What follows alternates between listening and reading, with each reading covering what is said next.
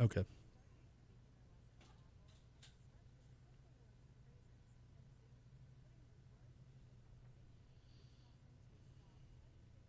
There it is. Yes, sir.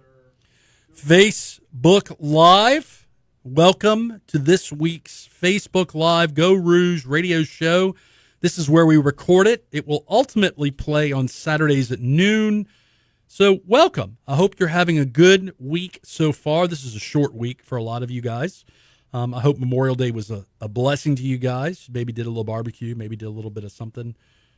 We are going to be starting very shortly, so just stay tuned. We got a great show lined up today. We've got Cazayoux Creative, we've got Goyaya Crepes, and we have Batch Baking Company.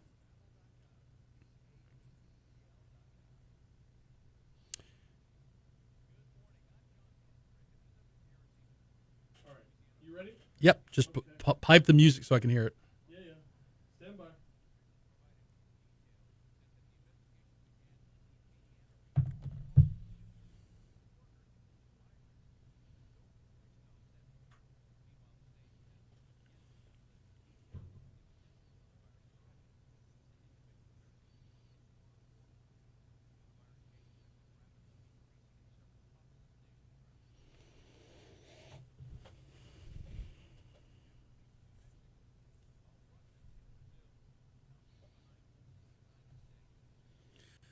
Happy Memorial Day. Welcome back to another episode of the Geaux Rouge radio show. This is host Franz Borkart, wishing you a good week. We just got done with a great Memorial Day weekend. I took a little time to do some R&R. Hopefully you got to spend some time with your family and your friends. Master Controls, we have the Brian Haldane. Brian, how are you doing today, sir? I'm pretty awesome today. How about you? I'm glad to hear you're doing awesome, man. It makes me feel awesome that you're doing awesome. We've got a great show lined up today. First segment, we've got the ladies from Cazayoux Creative. They are going to be talking to us about marketing and PR during COVID-19 and post-COVID-19 from the angle of crisis management. We are going to have an appetizer conversation with them, and then later this week, we'll probably do a Zoom vlog with them to kind of expand a little bit. So if you're a small business, you definitely want to tune into that. In the second episode, we're going to be checking in with two of our favorite small businesses in Baton Rouge. We're going to be checking in with Kevin from Goyaya Crepes and Sarah from Batch Baking Company just to see how they're transitioning and filling the gap from where they were before COVID-19 to where they are now. Both great small businesses, and I'm excited to be able to chat with both of them. Before we jump into things, the Geaux Rouge show is brought to you by the following sponsors. Without these sponsors, we wouldn't be able to have this show. We have Breck Parks, Louisiana Tech Park, Sullivan's Steakhouse, Borkart Law Firm, and the Smith Shanklin Sosa Law Firm, personal injury law firm, great for business interruption questions. Give them a call. So, if you want more information about the Geaux Rouge show, you definitely want to check out www.gauxrouge.com. And if you have questions or show topics you want us to explore, email us at info@gauxrouge.com. That being said, let's jump into our first guest. Brian, we got Kylie and Siobhan from Cazayoux Creative. Ladies, how are you guys doing? We're doing good. Well, thank you. Great, Ron. Thank you guys so much for taking time out of your schedule to make some time for us. Before we jump into this, let me give you guys some background for those who are listening out in Facebook world and on the radio.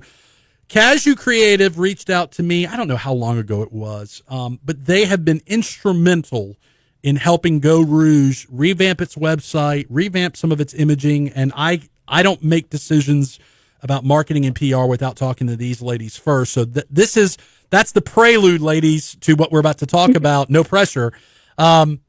We invited you guys on today to talk about marketing and PR from the standpoint of what is going on in the world around us.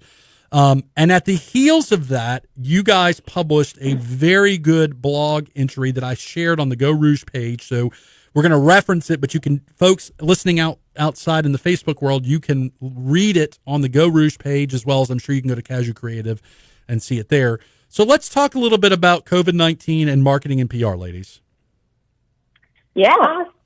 So, well, thanks for having us on, first of all. No problem. Ron. And thanks for trusting us with the Geaux Rouge brand. We absolutely love what you're doing for the Thank Baton you. Rouge community. And Thank you. We're with you celebrating every step of the way. But so our first point for marketing within a crisis, any kind of crisis, obviously, hopefully, we are leaning towards the end of this crisis, and hopefully things are starting to open back up and life is going to become a little more normal, hopefully. Right. So this tip is something that you should have done from the beginning, but you can still do, is to it's not go too and late, look. right? Yeah, it's not too late. It's not too late. And the thing is, this is for any kind of natural disaster.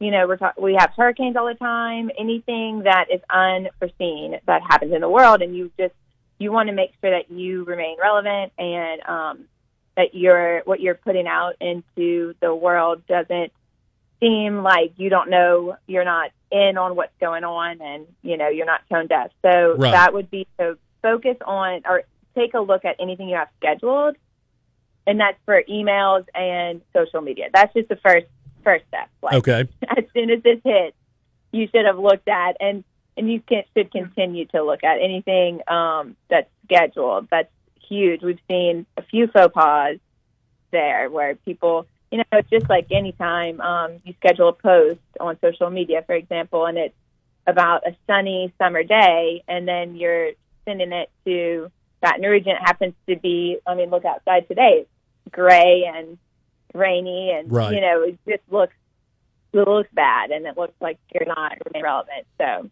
that's the first tip for sure. So let's go there for a second. First of all, you used a phrase, and I want to make sure everybody understands tone deaf. When you say tone deaf, and again, I'm playing lawyer because I know what that means, but I want you guys are the experts in this field. What do you mean by being tone deaf when it comes to marketing and PR? So that just means, some businesses, I think it's hard for them to make a decision. Do we just continue business as usual, or do we address the situation head on? Right. And for some businesses, when they're not addressing the situation at all, it can come off as tone deaf. Right. So it just shows for some businesses that they're not staying in tune, or at least not communicating with their audience in a new or adapting way based on the current event. So I'll use an example, ladies, that I thought, and look, I try to instruct through my own mistakes. When we had the California wildfires last, I made, and I wasn't even thinking, and that's generally how it happens, right? You're not even thinking. Right. But I made a motivational post about, fire and lighting a fire and this, that, and the other. And one of my friends from San Diego messaged me and said, "Hey, I know you didn't mean anything by this, but it is tone deaf as F." And I was like, "Oh my God, I didn't even think about, because we're in Louisiana, Right. I didn't even think about it." And I immediately did what you should do, which is delete and hope that nobody screenshotted it. So that, to me, that is a big part of this process, is showing that you care about your customers and showing that you care about the community by not being quote unquote tone deaf. What is your next piece of advice, ladies? So our next piece, I'll combine, our next two, but staying positive and hopeful. Anytime that there's a crisis, people are reading the news, they're feeling anxious, they're not sure what's going to happen. So you want to try to be that light for them. In the same sense, again, you don't want customers to feel like you're tone deaf to the situation, Right. but just addressing it, but in a positive light. And with that, we've seen a lot of brands turn to that using humor. And humor can be a great way to bring light of certain situations, but you do have to be really careful here. For example, you don't want to be insensitive when people have lost their jobs, and many have sick have sick loved ones, and people are genuinely scared. Right. However, there are several brands who've done a good job at using that humor. For example, we have an example on our blog post that Denny's had posted where they actually shared some downloadable Denny's background for video work meetings. And that's great for a few different reasons. Is one, they're adapting to the situation. They understand people are at home. They're doing a lot of video meetings, so it's very relevant. And it adds light to that situation without being disrespectful in any regard. Right. So you get to have your own little Denny's background and stuff. It's cute, it's playful, and makes people laugh. So that would be a really good example of how to use humor during a crisis. And I'm gonna emphasize the risk of humor. It is a delicate tightrope, right? To where you don't want to go too far, but you know, and look, ladies, I'm the guy that when I get nervous or anxious, I use humor to make myself feel better and to deal with situations, and that doesn't always work. So I'm going to echo that. Now, look, you said something, and I think it was Kylie who said it. So if it was Siobhan, I apologize. Oh no, being the light, right? Being positive, but I want to talk about that because to some degree, it seems like you need to be positive such that it's grounded in reality and not sunshine and rainbows, right? Right. So let's talk a little bit about that. Is it viewing the world in the terms of the glass is half full and like, hey, we're going to get to a better place, or how? I want you to talk more about positivity and being the quote unquote life. And the Benny's example is a great example. Right. So I guess, well, the humor thing, like we have this example from the New Jersey government where they have a whole series of these. They show what like different people within the 6 feet thing. So they have the example that we put on the blog is Snooki. It's like say 1.28 Snooki is the space between yourself and others. In New Jersey, government has done a ton of tweets and stuff. Even like they've done this specific campaign with people, and it's very funny, but it's still like, hey, you actually need to stay 6 feet apart. And there are other ones that are the same way. It's like, hey, what time is it? It's stay home o'clock. So it's like being funny, but also being serious and saying, you know, we totally respect the stay-at-home order, and it is a serious matter, but how can we make it more playful? And it also depends, Franz, on your current brand's voice. Right. Like, you don't want to, if you haven't been a humorous brand in the past, you know, now may not be the time to come out with it. But if you are normally that, like, you got this, we're in this together, the glass half full type of brand, then absolutely you should continue that type of language. You really want to stay true to yourself and true to your brand and just alter the message depending on the current situation. And I'll use Geaux Rouge as an example, ladies. So I keep my brand with Geaux Rouge pretty apolitical. It's not, I don't get involved in politics for that. If you want politics from me, you can watch the Mornings with Brian Haldane for Legally Served. But one of the things I tried to keep doing was promoting the support of small businesses. And that got to be a tricky thing, right? Because in week 1 and 2, it was easy to say, go eat out, go eat out, go eat out. But when the order was extended, I got a lot of blowback from, you know, and I'll use the term again, being quote unquote tone deaf to people's inability to go eat out because they're financially strapped and they're being laid off. And I had to mold the message into, of course, if you can't afford to go eat out, if you can't afford to support small businesses, certainly don't go bankrupt because of that. But if you can, try to keep supporting the small businesses. And it required a little bit of the word I keep using is adjustments, right? So I like this. This is good stuff. Keep going. Oh, perfect. So this is actually the perfect lead in to the next point is to shift your messaging really fast. So, so think about what you're currently providing, or you know, if it's a service or a product. Look at your website, your social media, your messaging overall, and think of how you can shift it to be more relevant to the current time. So for example, you made a great point. Like if you're saying, hey, go support local businesses, it's as simple as saying, if you can, Right. that's all you have to add to make it show that you understand that a lot of people can't right now, but another thing is looking at your current offering. So for example, one of our residential clients has always had these virtual tours on their website, but it wasn't something that we pushed a ton because we wanted people to come onto the site and see for themselves the community and everything.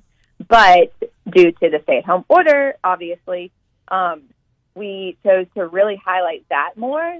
And it's not something that we had to create. It was already there. Right. So we could do it immediately. So that's what, I do think that it's great to create new things if you're able to, but before you even get to that, because that can take time, think of what you can do immediately. And that's one example. And another one is one of our nutrition clients.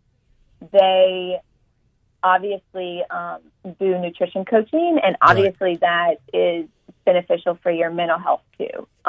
Usually they just focus, more of their messaging focuses on the health and the aesthetic changes you can make and fitness changes, but due to the current circumstances and everybody having, a little mindset shift and needing some help with mindfulness and a better mentality, they kind of focus more on that, and that's really been perceived really well for them. So just think of how you can make shifts on what you're already offering. So I identify with what you're saying, and I wrote down shift messaging, and I wrote down in parentheses, 1, not taking things for granted. And it's like you said, Right. You can send something out into the world that obviously, like, support restaurants. And obviously you don't mean to say to the point of bankruptcy, to the point of you not being able to pay your bills. But take the opportunity to not take for granted and send a part of the message being, if you can, or do what you can, do the best you can. That's one thing I identified with. But the other thing is, and I'll use my brands as an example. I stopped asking people, hey, are you okay? And I started asking people, how can I help you? How can I be of service to you? Mm-hmm. And candidly, we ask people, hey, how are you doing? Are you okay? And we know that they're not okay, right? And it's not that we're trying to be insensitive to what's going on. It's just it's that natural human tendency of, you're at a funeral and you ask the grieving family, hey, are you okay? No, they're not okay. But the sentiment can just be modified slightly. It can be shifted slightly to, how can I be of help to you? What can I do for you? What can I do to serve you right now? And it makes the messaging makes a world of difference, right? It does. And you'll get a better, more in-depth answer with the right question, for sure. Correct. And that's always, I tell baby lawyers, I tell people all the time, when you ask somebody, how's it going? And what you really mean is, I don't really care how it's going, but I'm doing this because it's socially expected of me to ask how it's going. That comes across, versus when you really look somebody in the eye and say, how are you? And you listen and you're mindful and you're present. That's your words, mindfulness and being present. Mm-hmm. That makes a huge difference, right? Right. All right. So we got some time with you ladies still. We got a few minutes. I do want to get to the transition, right? We've got a few minutes left. I want to get to the transition of, okay, this is how we deal with what's going on now. How do we start prepping for the future? Right. So, yes. So the next steps is, after working on, some of the things that we've talked about, is to really look at your customer's digital experience. Okay. Especially right now, we know that a lot of people are online. So even if you provide an in-person service, are you offering online booking, or can you offer video calls instead of in-person meetings? If you sell products and you're not selling them online, that's a huge opportunity miss. And then looking at your website in general right now, what do people see when they go to your homepage? How is it set up? Are you addressing the current crisis? Does your website in general look nice? Right now, for a lot of people, for some people, I say some because, like you said, not everyone can afford it right now, but if you have more time, investing it in your customer's digital experience is a really good place to start. Right. Especially from a social media presence as well. Now, with that, I think we'll go ahead and move on to surveying your current customers. I like it. We've got about 2 minutes, so kick into it. Okay, I'll go. You said we have 2 minutes? Yes, ma'am. Okay, I'll go quick. So I'm not going to go through. We give a list of questions that you could start with to ask your audience. I'm not going to go through those. Those are on our blog, so y'all can certainly check those out at CazaYouxCreative.com. But what I do want to touch on is how one of our clients surveyed their new customers and found a few similarities in how people are feeling right now. Those top 3 things are loss of control, lack of routine, and lack of accountability. And with that information, we can now change our messaging to our client to help them understand that we know what they're going through. So, Right. For example, in our language, we can say, I know you may be out of routine right now, da da da da da. Or maybe you need some additional accountability, or, it sucks to feel a loss of control. Using those words so that the client thinks, wow, this brand really gets me and what I'm going through right now is very important. So I know we don't have a lot of time, so I'm not going to dig too much deeper into that, but we do give, how you can ask those questions and how you can use that information specifically in your messaging. So when we share experiences, when we show that we understand what the other person is going through, we connect. Exactly. And that is the cornerstone of good business relationships between customers and marketing and PR folks and everybody in the world. So look, we're running out of time, but look, it's okay that we're running out of time because Cazayoux Creative has agreed, in addition to being on the show today, in addition to doing an awesome blog that we've posted on the Geaux Rouge page, they've agreed to have a longer conversation with me later this week. So check out Cazayoux Creative on social media, check out the Geaux Rouge page on social media, and we will be doing a vlog. That's right, vlog. Maybe a Zoom video so that we can have a more in-depth conversation and maybe answer some of your questions. Siobhan, Kylie, thank you guys for joining me. Certainly always a pleasure having you guys on the Geaux Rouge show, and keep doing what you're doing. You are helping people become better versions of themselves, and I definitely appreciate that. Thanks so much for having us. All right, ladies, y'all have a good day. Bye-bye. So in our time remaining, if you want more information on the Geaux Rouge show, go to www.geauxrouge.com. Stick around for our second segment. We're going to have Kevin Black from Goyaya Crepes, and we're going to have Sarah Gardner from Batch Banking. We will be back. All right. We're still on Facebook, guys. If you got questions for Kylie or Siobhan, feel free to jot them. If you're listening on Talk 107.3, please check in. Tell us how you're doing. I always like seeing comments. Comments make me feel like people are actually listening. In the studio right now, we have Chuck P. Brian Haldane's in the small box of Facebook Live. I like it. It's okay, dude. Leave it. No, dude, it's okay. I don't mind. I honestly don't know how that got up. It's up there from the morning show. I don't mind. I share. I'm a giver. I don't really share. I'm a greedy SOB. I don't like playing with. I don't like other people playing with my toys.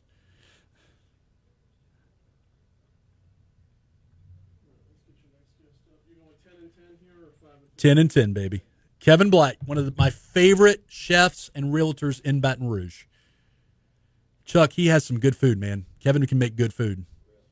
Dude, you've had his burger, the Goyaya Crepe burger, the Thursday burger. Dude, that's a good burger. Yeah. From a crepe spot. Yeah. He when he does so Kevin, I got to know Kevin, Facebook Live family, from food competitions. And Kevin, when he plays in a food competition, he typically does very, very, very well. So Back in Black? Can we do Back in Black? Or some AC/DC song of your choice?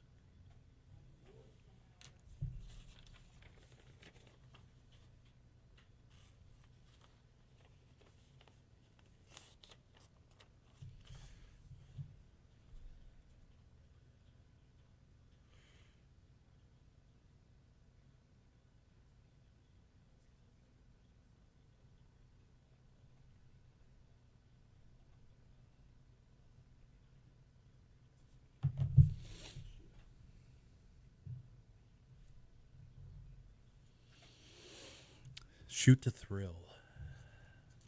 You ready? Yep. All right, stand by.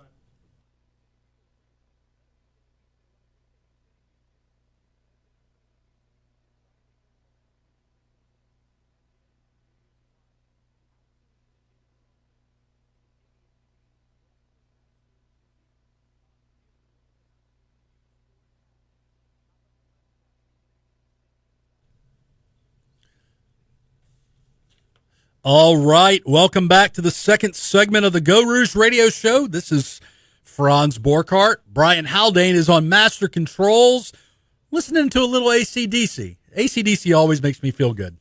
In fact, I'll go so far as to say I haven't met an AC/DC song that I didn't like.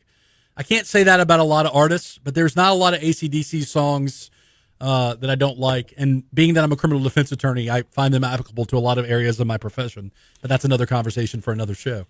So this segment of the Geaux Rouge radio show, we've got two special small businesses coming in to talk to us a little bit about what's going on with life. We've got Kevin Black from Goyaya Crepes, and we've got Sarah Gardner from Batch Baking Company. Man, these are two phenomenal culinary forces in Baton Rouge, and I'm excited to be able to spend some time with them. Before we jump in, let me thank our sponsors, the Smith, Shanklin & Sosa Law Firm. They are your go-to personal injury law firm. If you have business interruption questions, you definitely want to talk to these guys. They are always professional, always smart with their legal advice. I highly recommend them. We've got Breck.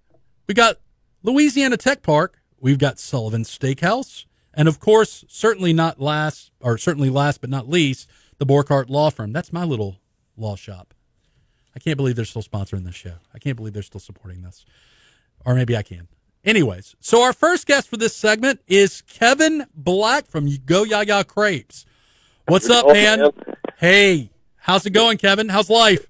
It's going well, man. I think we're trying to make a comeback. I enjoyed that bumper music you had there, a little Back in Black. Yeah, dude. Perfect. That was just for you. So, for those who don't know, Kevin is one of my favorite culinary figures in Baton Rouge.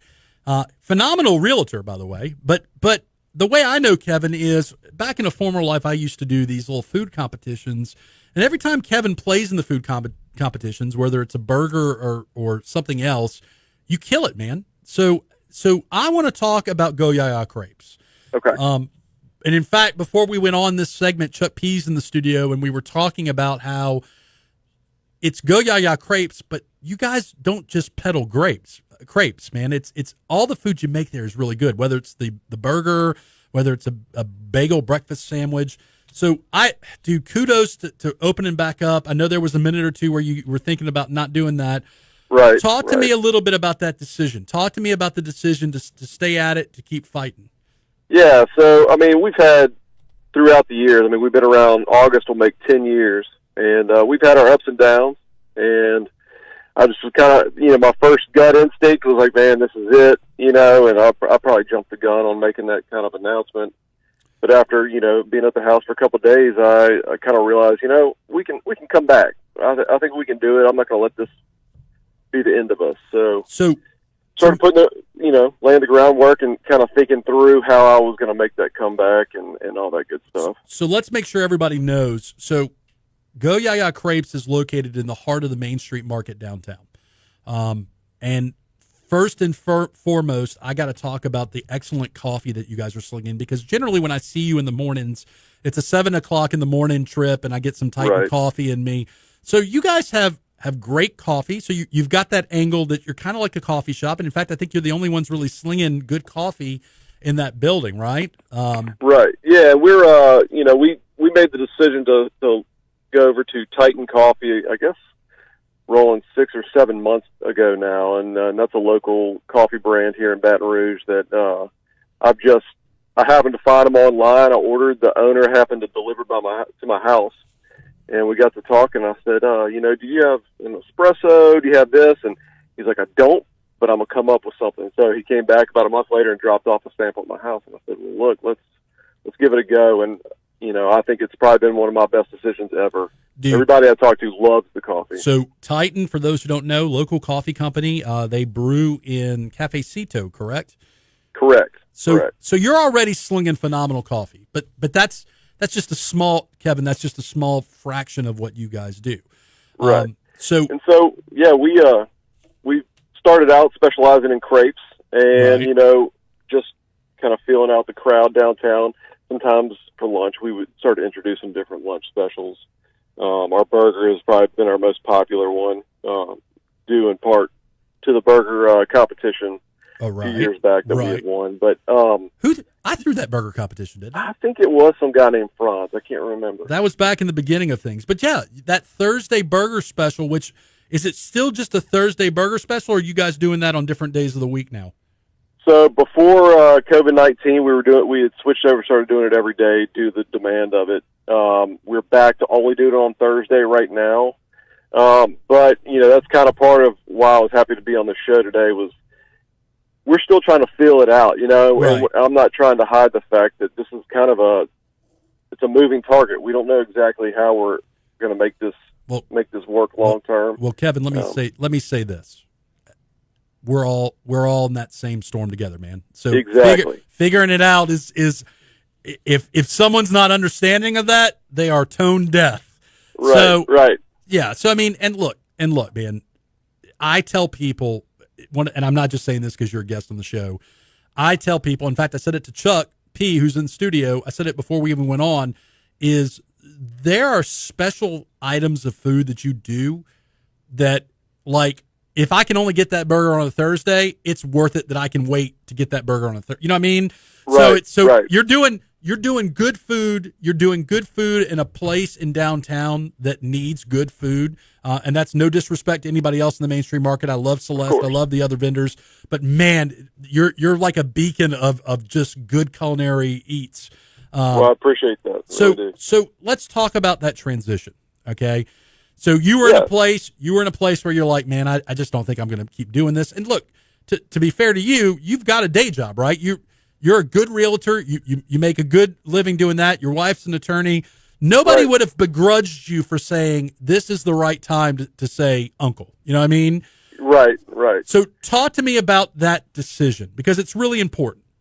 Yeah. So, I mean, obviously Goyaya's is kind of my baby. It's, basically 10 years old, and I feel like I was kind of on the front end of this culinary transition we had in Baton Rouge, with food trucks. I was right there with Curbside and Taco de Paca and, all these different guys. We were trying to do something different in Baton Rouge. And, I still kind of hold on to that a little bit.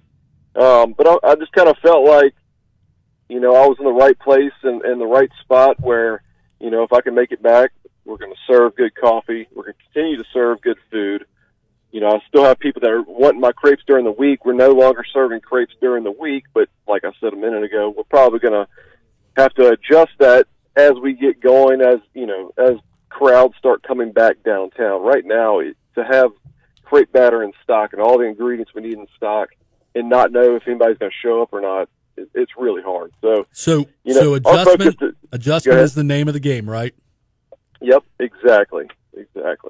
So, here's the other thing, not to interrupt you, but here's the other thing about Goyaya Crepes and you, Kevin, is, and I've used Jim from Mestizos as an example of this. I used the folks from Bistro Byron's. You have always been community oriented. Right. I have, in any instance where I've been doing a community project that involved food and charity, and I asked you to be a part of it, with few exceptions, you have said yes. And people notice that. People notice the businesses that give a care about the community. And when times are tough, we try to give it back. And look, man, that's, you saw me a couple times last week at 7:00 in the morning because I was thinking about you, man. I was like, you know what? This is a guy that's doing good stuff for Baton Rouge. I need to do my job of going to buy a cup of coffee. If that's the least I do. Now, certainly I'd rather have the burger.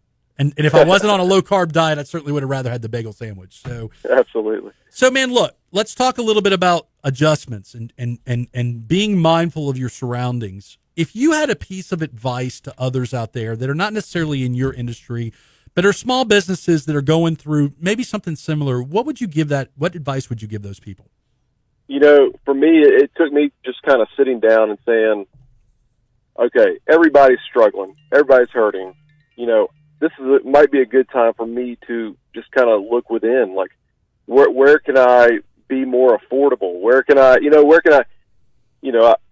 I will admit, I might have an expensive breakfast and cup of coffee for someone who's coming by 5 days a week, So for me to sit back, and that's just in my case, Right. but in anybody's industry, where can I figure out how I can draw in more people and give back, not necessarily give back, but just be available and Be approachable. Service. That's Correct. the phrase we used in the first segment. How can I be of service? How can I help you? And that Right. you get, when you give, you receive. So, Kevin, before I let you go, because we're running out of time, if people want to get more information about Goyaya Crepes, what are some good places for them to go? Absolutely. Goyayas.com. We're on Facebook under Goyaya's Crepes, Instagram. We try to post several times a day, stories, all that good stuff. But best of all, come see us. And, Right. I'm there pretty much every day right now. While we get through this transition, I'll be there every day next week. So if you just want to come in and say hi to me, I would love it. So I came by this weekend for the farmer's market. Mm-hmm. I came by. First thing I did, I was super early. The farmer's market didn't open until 8, but I came at 7, so I got my coffee. But then I was gently told to leave. So man, thank you, Kevin, for everything you're doing. I for one, and I know I'm not alone, am thankful that you're still at it. Keep at it, and if you need anything, Kevin, let me know what I can do to help. Have a great day, brother. All right, thanks, Brian. Appreciate everything you're doing, man. No problem, man. Kevin Black from Goyaya Crepes. Man, Brian, if you have not had that Thursday burger, I am telling you, man, it's a unicorn of a burger. I haven't had the burger. I've had the Cuban. Oh, dude. Super underrated. Dude, you don't have to go far to get a second on this emotion. Chuck's sitting right behind you. He'll tell you, dude, that is a legit downtown burger. So it's one of those ones with the Cuban where it's so good I never want to get anything else. So Well, that's okay. I'll venture out and try it one day. Kevin probably appreciates that sentiment. So our next and final guest is Sarah Gardner. Now, a lot of people know Sarah from the Baton Rouge Area Foundation, but even more people know Sarah because she is the head baker at the Batch Baking Company. Sarah, how are you doing today? I'm good, Franz. Thank you so much for having me on today. Not a problem. This is the second time you and I have chatted on a Geaux Rouge platform, so I'm glad to finally have you on the radio show. So, Sarah, I don't want to call your baking company a side hustle, but you got a day job, just like Kevin has a day job. So I want to talk a little bit about what's it like doing Batch Baking Company with everything crazy going on right now. Yeah, well, it's not incorrect to call it a side hustle. A passion project maybe is a little more PC for it. I like it. But no, I mean, I've always been the type of person who likes to keep a packed schedule. And things have definitely shifted since the onset of this crisis. My work with my day job has transitioned to being at home. And so It innately changed the way I also operated with Batch Baking Company. And particularly with an industry that's typically pretty high touch, you're used to seeing clients face to face. And a lot of the products I make are specifically for events. So with baking, think about how many times you have a birthday cake or a wedding cake or a christening cake. I do cookies and scones. People who have guests come in from out of town and they want to spend more time with their loved ones. They'll oftentimes get my products so they have great food to share with their friends and family while increasing their face time. And a lot of these activities dissipated with the regulations about trying not to socialize with people outside of your immediate household, staying home. So things have definitely changed, and it required some pivoting to make sure that for the events that were still happening, you could get people food safely, or that you could be flexible for the events that did get canceled. There's definitely a lot of ebb and flow in the way I responded to this crisis with Batch Baking Company. So I'm going to identify with what you just said because ultimately, based on everything that's going on, the law practice that I use to pay my bills and my day job, that's slowed down. Now I'm optimistic enough to know that will eventually pick back up again. So the way I pivoted was I took Geaux Rouge and I said, okay, what can I do? What can I do to be of service? What can I do to maximize this opportunity that I have more time on my hands than I did before? And just trying to make decisions based on that opportunity and to view it as an opportunity, right? You there? Yeah, sorry, dropped out for a second. That's okay. And I think the opportunity mindset makes a big difference. Right. Seeing something as a challenge or an opportunity to readjust and to meet needs in a different way. So let me ask you this. So previously, if I wanted to get batch baking company products, there are a few places in Baton Rouge that I could go and get those, right? Correct. So those were... Before the... Go ahead. Go ahead. No. Before the shutdown, my products were carried at City Roots in Mid-City. Right. And occasionally I popped up at the Red Stick Farmers Market. And I also took special orders for direct pickup. So let's talk about how I get batch baking company products now. Direct order? Yes, so I still do direct order. I've also started back at City Roots this week. They have shut down during all of the stay-at-home orders. And I've recently expanded to Goyaya. So you were just talking to Kevin, who's been a great partner. And he and I actually got connected through a small business networking group that you set up through Geaux Rouge. So thanks for that connection. It's been amazing to see the way other small business owners have been reaching out to each other and finding ways to support each other as we all look to pivot and adjust to the new opportunities that are presented to us.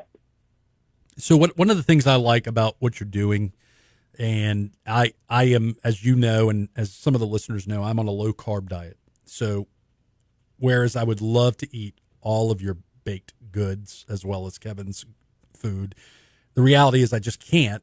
But one of the things that I liked about when you were getting the business up and running was I reached out and said, hey, can you make a low-carb apple fritter? Because when I was a child, the Mary Lee apple fritter was my emblem for childhood serenity. And to your credit, you made an apple fritter that was low carb. So I like the fact that you're willing to go out there and try stuff, and I like the fact that in that project, I'll say project because you're such a better baker than having to make a low carb apple fritter, but you were very open to getting feedback about, hey, how does this taste? This is the first version. And I think that's emblematic of somebody that really cares about their customers. And I, Sarah, I'm not just saying this. I think that's going to be long-term why I think you're going to be extremely successful is there's no doubt you care about your customers. Well, thank you. I think a little bit of humility can take a business a long way. It's not going to do me or my business any good to automatically assume that I'm the best at everything. I tend to take the approach that I need to be a lifelong learner. Right. And that includes receiving feedback, be it positive or critical. Right. And making the adjustments you need to make a better experience for your customers and for the people that you're working with every day. Almost no process is perfect. And so being receptive to opportunities for change and for improvement, I think can only benefit people. And, it's funny when you don't ask for feedback, the feedback generally is not as high quality and honest and beyond critical, constructively critical. It's different when you say, hey, what did you think about this? How can I make this better? It's acknowledging that in no endeavor are any of us perfectionists. And I've noticed in my life that when you do that, a funny thing happens. The customer looks at you or the client looks at you and gives you legitimately honest and constructive criticism that's easier to take in because it really is coming from a place of, I really want to improve what's going on. So I definitely agree with you on that. So we got 2 minutes left. Sarah, what's on the horizon? Where are we going to be seeing you? When you become a big, huge national baking company, where are we going to see you? What's on the horizon? Well, for right now, continuing to expand potential wholesale partners. Sure. I mentioned that I'm with Goyaya and City Roots right now, but I'm in talks with a couple other places. So hopefully by this fall, you guys will see batch expanded. But you mentioned I have a day job that I love, and it's amazing. So I'm going to do both as wholesomely as I can. I think that we make an incredible difference at the Baton Rouge Area Foundation, and I'm thankful to be a part of them. But love the opportunity to bake too. So I love keep an eye out at the coffee shops, and you can get in touch with me at Batch Baking Co. on Facebook and Instagram, or batchbakingcompany.com to learn a little bit more about the company. You can always reach out for a direct order. You stole my thunder. I was going to ask how to get in touch with you, but what you leave me with is I thank you for what Braff is doing and what you are doing with Braff. We had them on the show in one of our earlier episodes, and candidly, I'm glad they're letting you do something that is clearly a passion project for you. Sarah, thank you for joining us, and we'll definitely have you on again. Thank you so much, Fonz. I appreciate it. No problem. All right. So in our remaining time, guys, let's talk. www.GeauxRouge.com. Great place to see past episodes. You can also check us out on Talk 107.3 on the radio every Saturday at noon. I'll go here. I listen to myself sometimes on the radio just to see how it sounds. I don't know if that's a weird thing or not. I'm looking at Brian and Chuck, who have vastly more radio experience than I do. It's not like I listen to all episodes every single week, but sometimes I just want to get a little feedback. So why would that be weird? I don't know. Name me an athlete that doesn't watch game film. I feel like it's like wearing the shirt of the band that you're going to see. Does that make sense? I mean, I'm wearing the Geaux Rouge hat right now, and it's a Geaux Rouge show. So well, no, this is more along the lines of you're critiquing yourself, or at least you should be. Yeah, candidly, guys, what I said earlier stands true.